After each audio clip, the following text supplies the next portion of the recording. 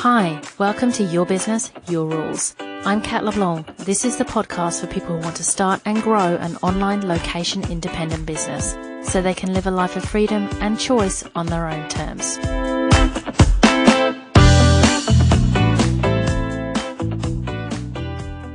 What does it take to be a successful entrepreneur? Ooh, juicy. And the reason this is juicy is because it's actually a shared effort. So some of this you'll bring and the rest is what I'll be sharing here on Your Business, Your Rules. So let's dive in. There are 3 different pieces of the puzzle that I want to share with you that are really important to you becoming a successful entrepreneur. And these pieces work together, kind of like gears. Sometimes you'll be using one, sometimes you'll be using another. And as you get momentum, you're going to switch between them. So we could go for a list of 20 things here, right? But that's not our style, so we're distilling it down to just these 3. So the first is obvious in many ways, business strategy. So if you don't know what you're doing, you are going to get stuck in the same way that if you can't work Excel, you're just not going to get your spreadsheet done, right? And people underestimate this because they feel like, hey, I've gotten this far in life. I'm sure I can work this out. And generally people that back themselves to start their own business have been at least fairly successful in whatever they did until this point. So you can feel potentially a little overconfident going in, right? Honestly, in my personal experience and what I've seen with clients and what I see happening in the marketplace, business really is a different beast. It becomes different somehow when you're asking for money for something that you personally will be delivering. With a job, you have to sell yourself at the interview, right? But usually after you've done that, the deal is sealed. Whereas as an entrepreneur, you need to keep sealing that deal over and over. Plus, there's all the different pieces that come with being an entrepreneur because at the beginning, you're going to be wearing a lot of different hats. You'll be the social media manager, the accountant, the salesperson, the consultant. Given all the things you could be doing, it's really good to know what you should be doing and how to do this. And we'll talk a lot more on the podcast about this. So we know you need business strategy. You don't need a 20-page business plan, but you do need to know how to get yourself to market and how to make money. Once you know what you should be doing to get started, what else is there? So the other really important piece is mental flexibility. So what do I mean by that? By mental flexibility, I mean the ability to pick yourself up, reflect, and move ahead even if something doesn't go your way. Carol Dweck, who was instrumental in the study of mindset, called this a growth mindset. She says, in a growth mindset, people believe that their most basic abilities can be developed through dedication and hard work. Brains and talent are just the starting point. In a fixed mindset, people believe their basic qualities like their intelligence or talent are simply fixed traits. Interesting, right? So this idea of how you think about your own abilities is crucial. So let me illustrate this by telling you about one of the worst days in my business and how I responded to it. And I'm kind of laughing now, but let me just share, I was not laughing at the time. So the first time I did a live webinar during a launch for my group program Ignition, it took me weeks to get ready for it, right? I was racked with nerves. I did no less, I think, than 7 trial runs because each time I did one, there was some new snafu with the webinar software that I had to sort out. I spent ages building up to it. So not only getting myself ready in terms of the tech and what I was going to be saying, but also like working on my own headspace because I was literally terrified. This is way back in 2015. So I got 500 people registered for this webinar by basically promoting it everywhere. So I was making a really big deal about this. And I only planned to do this one webinar for my launch, which was more normal back then. Now people do run more webinars. So I ran the webinar. And I was actually surprised while I was doing it how well I was able to present, considering how incredibly nervous I was. And I got all the way through. I had loads of great feedback in the chat. I even got, emails from my friends afterwards going, that was great. It was really cutting edge content. People were impressed, right? And then I got off it. I thought, my God, thank God I got through. Like there was no terrible disaster. People loved it. I'm going to now go check my sales.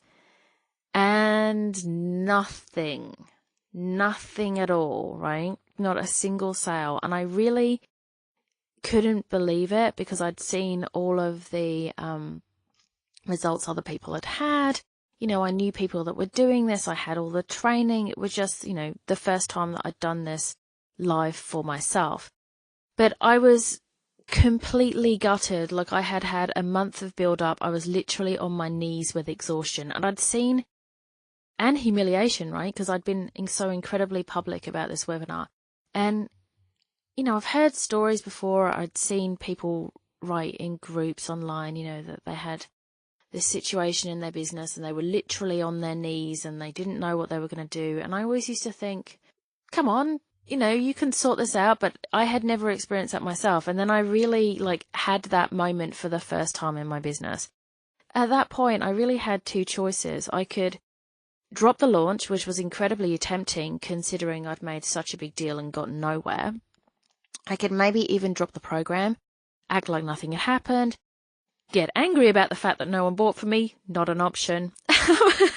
Or I could just pick myself up and sort the mess out. So I spent the rest of the day licking my wounds, and then I asked really the only person who I felt could actually tell me what had gone wrong, given that technically speaking so much had apparently gone right.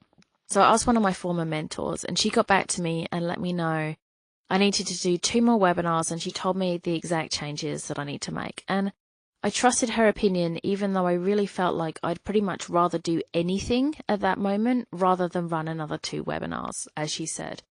So I did what she said. I made the changes. The launch was a success. And the key learning from that is I believed I could still change the outcome, and that what happened in the past wouldn't necessarily repeat itself, right? And that's the key, believing you have influence over the outcome. Even if you believed something before, you're capable of changing that belief and working on yourself. And we'll be talking a lot more about how you can cultivate mental flexibility here on Your Business, Your Rules. So what's the last piece of the puzzle? So we've got business strategy and mental flexibility. The last piece of the puzzle is drive. And I think this is really different from being motivated. You have to know deep inside yourself that what you want is to be an entrepreneur and you want to do more meaningful work. If you have that drive inside yourself, you'll keep going when you experience temporary setbacks. You'll learn new strategies when what you did so far didn't work. Without drive, at some point you won't find it important enough to do the work. Life will just take over.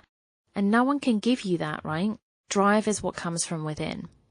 So if you want to live a life on your terms, that's the piece that I am hoping very much that you are bringing with you. I can help you with the mindset, and sometimes that'll be what you'll need next. I can help you with strategy so that you have a way to direct that energy of yours. But you have to really want the outcome. You have to have drive, and that's literally what drives your business growth or lifestyle improvement, depending on how you want to think about it. It drives that engine, right? So what have we talked about today? I've shared one of the worst days in my business. Yeah, don't worry. I've been in business 4 years. There's been many, many high points, but I think it's important to share the other side as well, right? And we've covered what it takes to be a successful entrepreneur. Business strategy, so you know how to direct your energy. Mental flexibility, so that you can stay in the right headspace. And drive, so that you have something to move you forward and you're coming from a place of really, really wanting to do this. So I hope that was helpful. I hope you're pumped to get going with all this. If you want to see more about this topic, you can check it out on my blog, which is where all the podcast episodes are written out. And that for this episode will be catleblanc.com/YBYR2.